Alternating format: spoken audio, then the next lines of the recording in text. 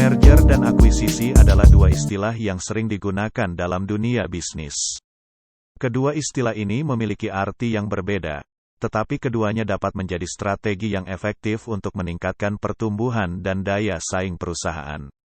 Merger adalah penggabungan dua atau lebih perusahaan menjadi satu perusahaan baru.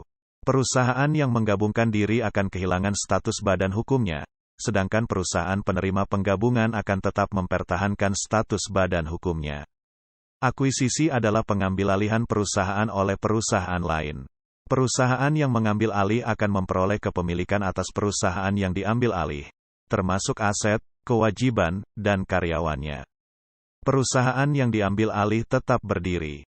Merger dan akuisisi perseroan terbatas adalah merger dan akuisisi yang dilakukan oleh perseroan terbatas. Merger dan akuisisi PT diatur dalam Undang-Undang Nomor 40 Tahun 2007 tentang perseroan terbatas. Ada dua jenis merger yaitu pertama, merger horizontal, penggabungan dua perusahaan atau lebih yang bergerak di bidang usaha yang sama. Misalnya, penggabungan antara dua perusahaan rokok, dua perusahaan otomotif, atau dua perusahaan perbankan. Kedua, merger vertikal, penggabungan dua perusahaan atau lebih yang berada di tingkatan yang berbeda dalam rantai pasokan. Misalnya, penggabungan antara perusahaan produsen dan perusahaan distributor, atau penggabungan antara perusahaan hulu dan perusahaan hilir. Akuisisi adalah pengambilalihan perusahaan yang sudah ada oleh perusahaan lain. Dalam akuisisi, perusahaan yang mengambil alih, akuisitor, akan memiliki pengendalian atas perusahaan yang diambil alih, akuisi. Untuk akuisisi ada beberapa macam. Pertama, akuisisi saham.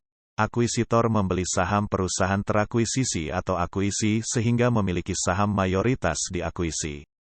Kedua, akuisisi aset. Akuisitor membeli aset akuisi, seperti tanah, bangunan, peralatan, dan merek dagang.